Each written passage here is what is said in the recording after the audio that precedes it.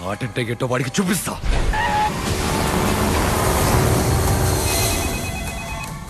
వాడు అడిగినట్టే చైర్మన్ లోపలికి వస్తున్నారు. అతని ప్రాణాలకు ప్రమాదం రాకూడదని చెప్పండి అంటని. అయ్యా విన్నారా అయ్యా? చైర్మన్ బ్యాంక్ లోకి రావడం అన్నది సొంత పైన లోపడింది, subject to his own risk.